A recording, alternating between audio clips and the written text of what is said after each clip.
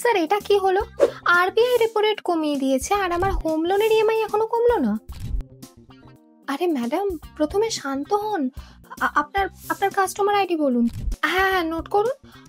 21356785 দেখুন, আপনার loan repo রেটের সাথে কিন্তু লিংক করা নেই, এমসিএলআর এর সাথে লিংক করা। ইএমআই কিভাবে কমবে? এখন এটা আবার কি?